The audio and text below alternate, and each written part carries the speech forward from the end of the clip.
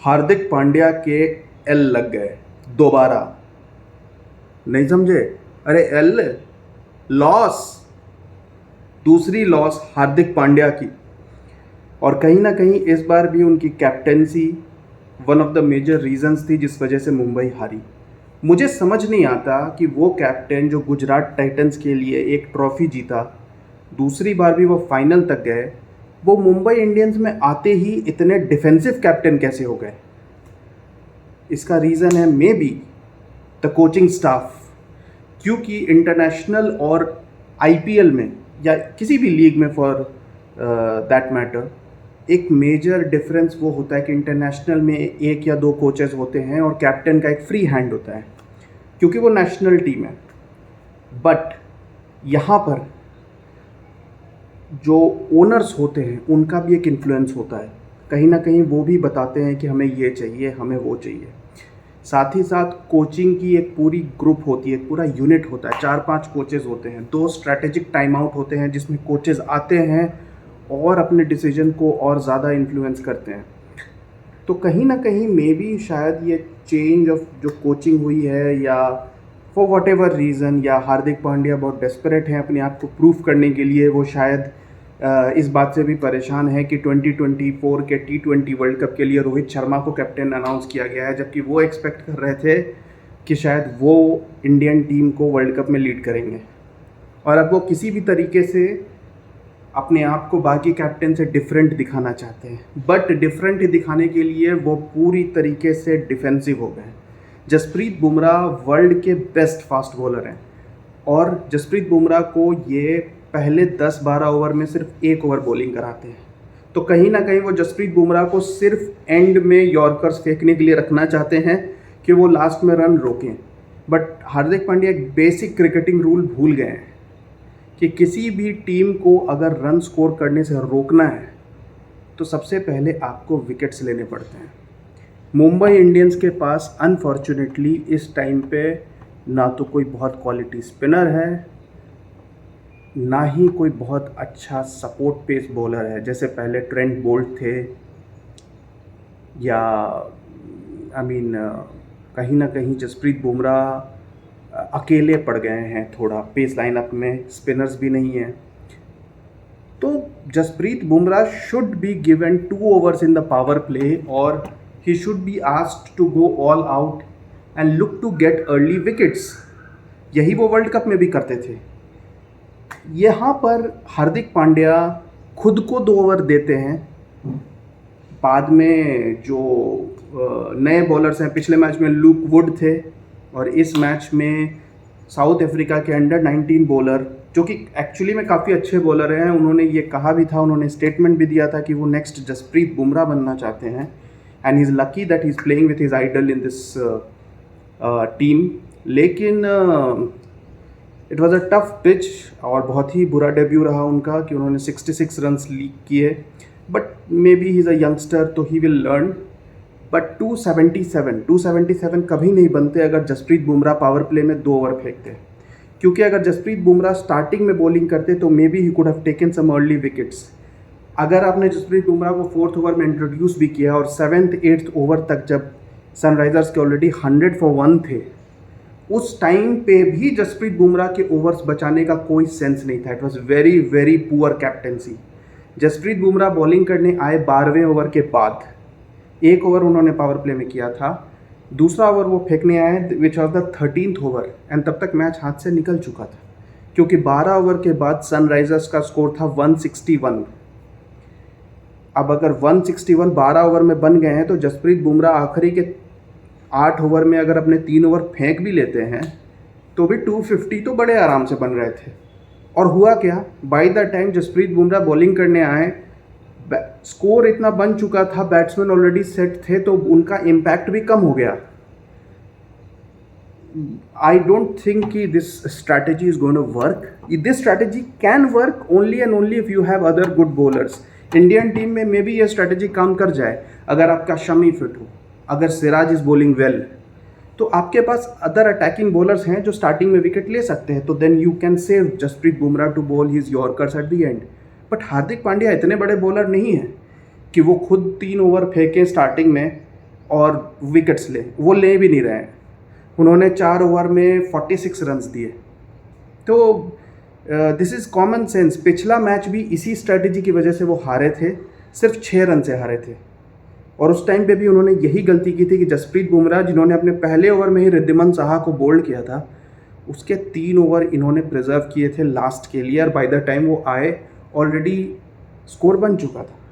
तो जसप्रीत बुमराह के आप 2 ओवर प्रिजर्व कर सकते हो, may be 18th and 20th या 17th and 19th, but he should B bowling 2 overs up front and looking to take wickets, and he should be given the new ball. Hardik Pandya I don't know कि फ़िलहाल किस phase में है, या तो वो over confident हैं या वो अपने आप को डिफरेंट प्रूव करना चाहते हैं, but very very poor captaincy. And आज मैं आप लोगों को एक बात और रिमाइंड कराऊंगा, मेरा एक वीडियो देखना आप, जिसमें मैंने ये प्रेडिक्ट किया था कि Sunrisers Hyderabad are the dark horses for this IPL। और उसका रीज़न मैंने आपको यही बताया था कि उनके पास 3 पावर हिटर्स हैं जो वर्ल्ड में किसी भी प्लेइंग 11 में they can easily walk in. Her team में एट बेस्ट एक पावर प्लेयर है। RCB में मैक्सवेल है, मुंबई इंडियंस में फॉर नेम से एक टिम डेविड है, लखनऊ में क्विंटन डिकॉक हैं। लेकिन सनराइज़र्स हैदराबाद के पास ट्रेविस हेड है, हेनरिच क्लासन है, एडन मार्करम है। तीनों के तीनों पावर हिटर्स हैं, all the 3। And power hitter से मेरी एबिलिटी है, मेरा मतलब है the ability to score at 200 strike rate if needed be, जो जनरल उनका स्ट्राइक रेट है। If they play 20 balls, they will not be 20 balls 25। अगर Henrich Klaasen plays 20 balls, he is most likely to be close to 50. Aiden Markram, if he plays 20 balls, he will be 35-40. So उनका strike rate high होता है, वो 2-4 बॉलों के बाद ही aggressive cricket खेलना लगते हैं। और यही बात मैंने शुरू में आपको बोला था।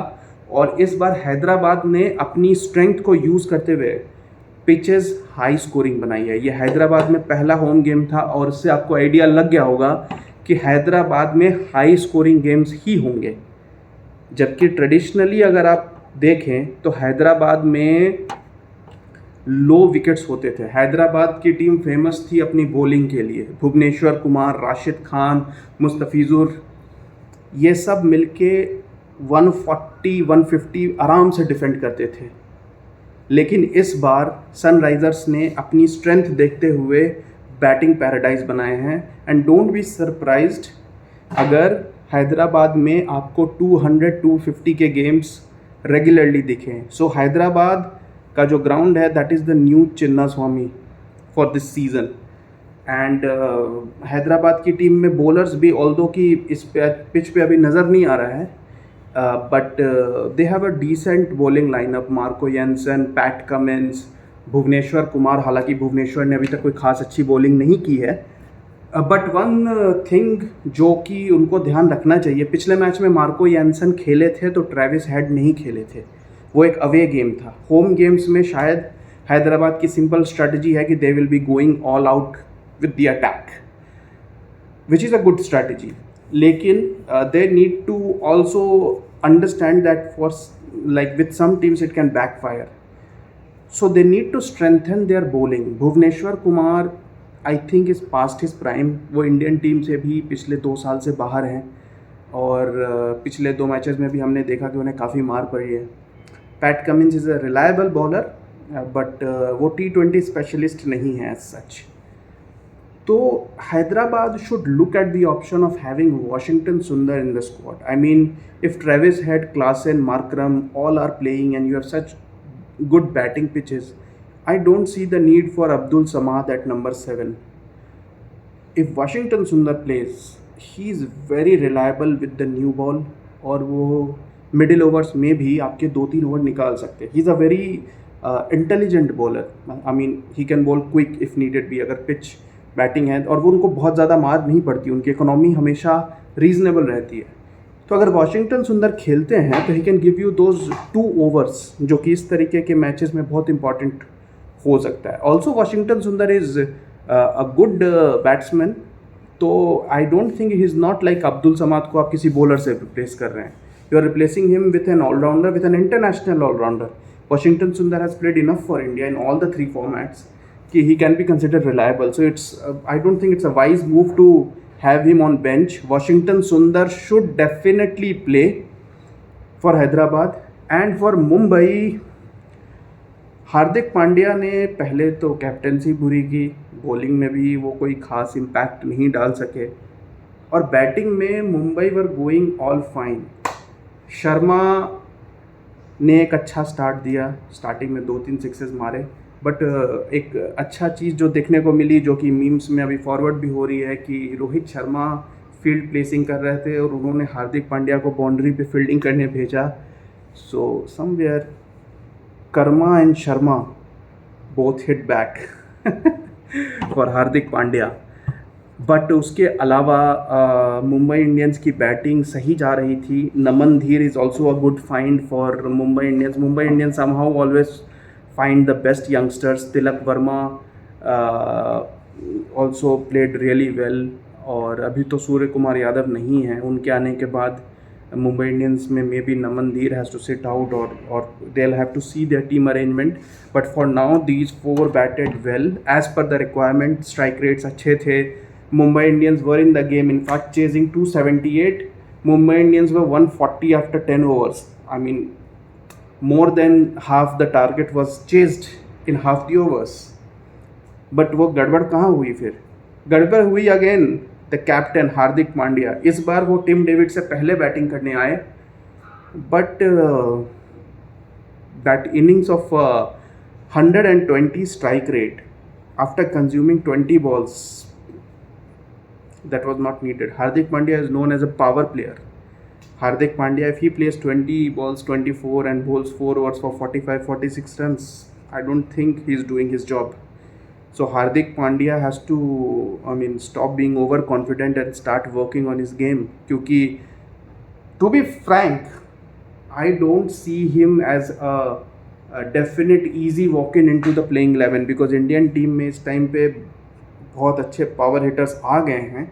एक टाइम था जब Hardik was the only power hitter, but आज सूर्य कुमार यादव है, यशस्वी जायसवाल है, Shivam Dube. The kind of batting he is doing for Chennai Super Kings, right now if I have a choice, Shivam Dube scores over Hardik Pandya for me in the playing 11.